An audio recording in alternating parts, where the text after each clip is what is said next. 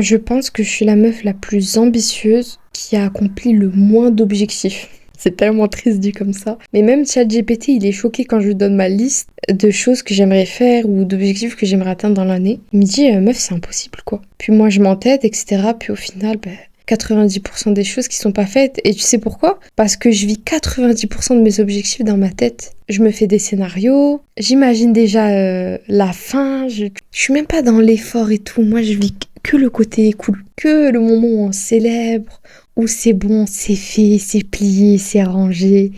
J'ai d'énormes listes d'objectifs, mais à la fin, il n'y a rien de concret. Et ça, c'est pour plusieurs raisons. Comme je vous ai dit déjà, c'est parce que je me donne trop d'objectifs. Genre, c'est irréalisable, déjà. D'où la méthode SMART, qui peut bien aider. Ensuite, c'est parce que je vis trop dans ma tête. Je suis tellement dans ma tête. Ou alors, je dis tellement aux autres que je vais faire ça, qu'au final, je fais rien.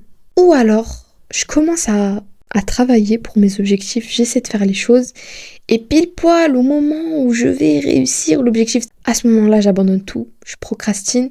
Et je repousse les choses. Voilà. Et il y a aussi autre chose en vrai. Le fait de tout confondre. Je confondais tout. Je confondais mes rêves avec mes objectifs, avec les tâches. C'était mélangé. Et surtout, j'arrivais même pas à croire que j'en étais capable.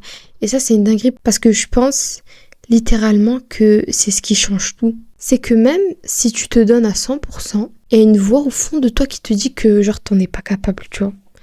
Que tu peux pas faire ça, que t'as des croyances limitantes. Genre, j'arrivais pas à concevoir que j'allais réussir tout ça au fond de moi, tu vois. Et en fait, j'ai oublié un truc archi important.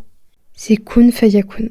C'est-à-dire que Allah donne la permission à qui il veut. Rien n'est impossible avec l'aide d'Allah. C'est-à-dire que, comme il est dit dans la Surah 2, je sais plus c'est à quel moment, mais en gros, Allah, il va dire à quelque chose soit, et cette chose, elle va l'être. Dans le sens où rien n'est impossible pour Allah. Et le fait de douter, de se demander si c'est réellement possible, etc., c'est souvent lié à un manque de tawakkul. C'est lié à un manque de confiance en Allah. Et donc, aujourd'hui, je vais t'aider à faire mieux que moi à l'époque, c'est-à-dire il y a un mois, même pas, je vous mens pas. Parce que moi aussi, je travaille sur ça actuellement. Et c'est pour ça que je me suis dit, c'est obligé que je fasse un épisode sur ça. Vraiment, on va faire des épisodes sur tous les domaines. Parce qu'en fait, on veut glow dans tous les domaines de notre vie, tu vois. Donc, obligé, on parle d'objectifs. Obligé, on parle d'introspection de soi-même. Mais on va aussi parler d'islam. On va parler d'objectifs physiques. Bref, on va parler de plein de choses, tu vois. Mais cet épisode, je trouve qu'il est crucial. Donc aujourd'hui, on va poser les bases solides d'un vrai glow, aligné avec toi, ton cœur et ta foi. Salam alaikum mes go, bienvenue dans l'épisode 3 de Projet Glow. Ici, on va voir comment faire concrètement pour mettre en œuvre tout ce qu'on veut pour l'avenir. C'est-à-dire que dans le premier épisode, on a appris à se connaître. Dans le deuxième, on a appris à savoir ce qu'on veut réellement. Aujourd'hui, il faut mettre les choses en place. C'est-à-dire que rêver, ça ne suffit pas comme vous l'avez vu, comme moi j'ai fait. Ne faites pas comme moi. Aujourd'hui, on va voir plus loin que la simple to-do list classique qu'on a tous. On va parler concrètement de nos objectifs, de nos rêves, mais comment les adapter à nous-mêmes. Premièrement, c'est un truc archi important qu'il faut qu'on définisse maintenant parce que c'est ce qui va nous aider. C'est définir les 3 étages. Au rez-de-chaussée, tu as les tâches. Tu as les tâches que tu vas faire au quotidien. Au premier étage, tu vas avoir les objectifs. Et au dernier étage, tu vas avoir les rêves. Et en fait, les rêves, les objectifs et les tâches, ce n'est pas la même chose. Et moi, je me suis rendu compte parfois que dans mes Google Docs, dans mon Notion, dans mes to-do list, je mélangeais un peu tout. Mais c'est pas la même chose. Un rêve, vraiment, c'est le summum de ce que tu veux. C'est quelque chose de grand. Ça peut être avoir la villa de tes rêves, le job de tes rêves, la voiture de tes rêves, le voyage de tes rêves. Tu vois, c'est vraiment quelque chose de grand, de ouf. Bref, voilà, c'est vraiment ce que tu veux au final. L'objectif, ça va être plus concret, ça va être mesurable et ça va être atteignable. En gros, ça va être ce que tu vas faire pour pouvoir arriver à ton rêve. Par exemple, si ton rêve, c'est « je veux vivre de ma passion », l'objectif, ça va être « je vais lancer ma chaîne YouTube cette année ». Et une tâche, c'est encore plus simple, c'est-à-dire que c'est encore plus découpé qu'un objectif.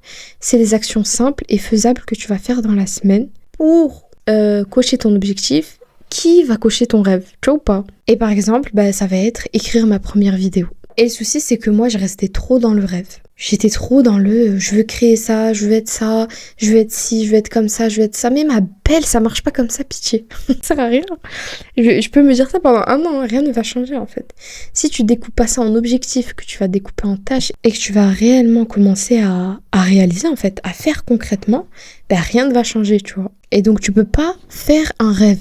Tu peux le transformer en objectif, puis le découper en petites tâches que tu vas réaliser au quotidien. Et ça va paraître beaucoup plus simple. Bon, parfois, il va falloir taffer quand même, mais tu sais, tu vas arriver à ton rêve petit à petit sans même t'en rendre compte. Et c'est comme ça qu'on va réussir à avancer petit à petit, surtout cette année. Le plus important avant tout, ça faut qu'on le dise d'abord, c'est l'intention.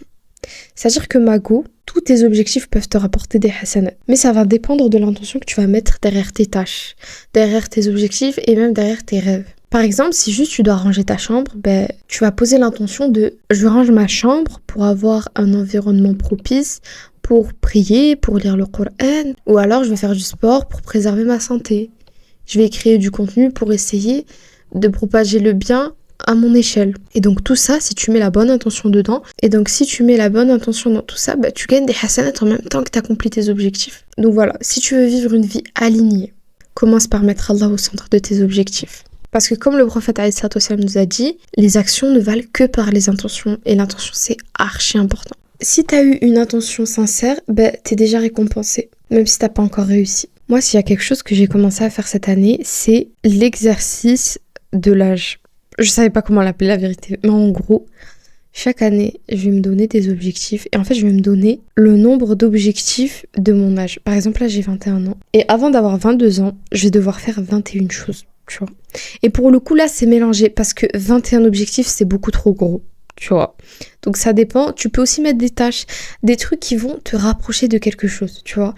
Je vais vous donner des exemples. Apprendre une nouvelle sourate. Ça, tu vois, ça va être une tâche qui va te rapprocher d'un objectif, par exemple, apprendre le Coran, et qui va te rapprocher de ton rêve qui peut être pieuse, me rapprocher encore plus d'Allah, etc., etc. Faire un cadeau surprise à mes parents, tester une activité qui me sort de ma zone de confort, faire mon maximum pour ne louper aucune prière de Fajr, reprendre ma santé en main. Tu vois, ça peut être tout et n'importe quoi. Mais en fait, je trouve que c'est archi important de faire cette liste parce que non seulement ça te donne une date limite, c'est-à-dire l'année prochaine, quoi, le moment où tu auras 22 ans, enfin le moment où j'aurai 22 ans du coup pour moi, mais tu sais, ça me donne vraiment une petite claque, genre ça me donne un déclic de me dire que genre à 22 ans je vais être comme ça.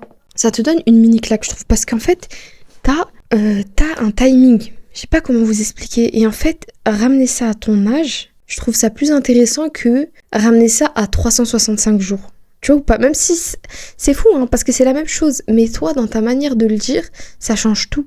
Parce que ça te concerne directement. De dire, par exemple, dans mon cas, moi, me dire que je veux réussir 21 objectifs. Voilà, c'est mélangé. Il y a du religieux, il y a du personnel, du physique, du mental, il y a de tout.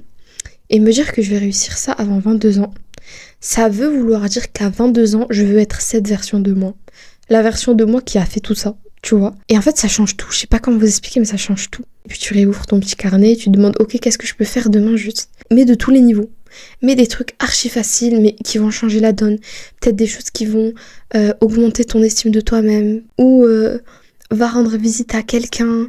Apprends une nouvelle compétence, apprends une nouvelle langue, décore ta chambre, je sais pas, ça peut être tout et n'importe quoi, mais c'est des choses qui peuvent te responsabiliser, qui peuvent te rapprocher d'Allah, ça peut être tout et n'importe quoi. Et franchement, j'ai fait ma petite liste et ça m'a grave inspirée. Et justement, cette liste-là, ce que je vais faire, c'est que je vais la retravailler pour la transformer en tâches, en objectifs et en rêves. Parce que c'est intéressant aussi. C'est intéressant de faire comme ça pour ne pas s'éparpiller et se perdre.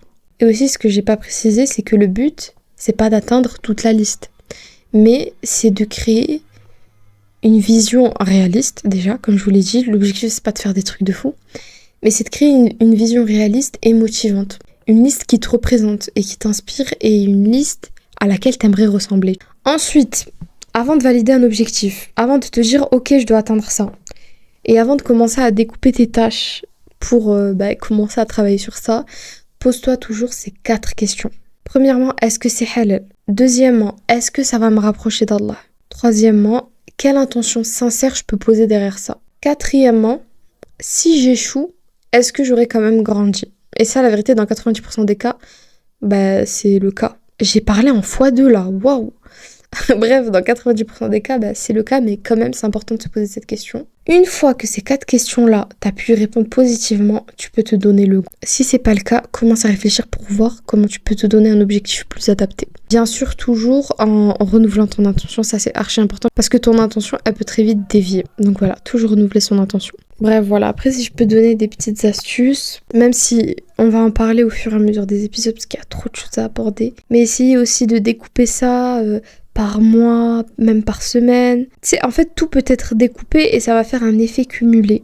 On va en parler de l'effet cumulé plus tard. Mais tu sais, en fait, tu peux faire un truc 15 minutes tous les jours de l'année et tu verras qu'au final, même se rendre compte, parce que c'est que 15 minutes en soi, mais 15 minutes tous les jours, ça va tellement t'aider à avancer vers ton objectif. Donc même 15 minutes, faut pas négliger en fait. Et voilà, subhanallah, ça va te ramener vers ton objectif sans même que tu penses quoi. Je vais vous mettre comme d'habitude un exercice de journaling en description. Et si t'es motivé à fond, bah toi aussi tu peux faire l'exercice de l'âge, c'est-à-dire écrire une liste de rêves et d'objectifs en fonction de ton âge. Voilà pour aujourd'hui. En tout cas, j'espère que cet épisode il a pu t'être utile, Mago. J'espère que ça t'a aidé, j'espère que ça t'a inspiré.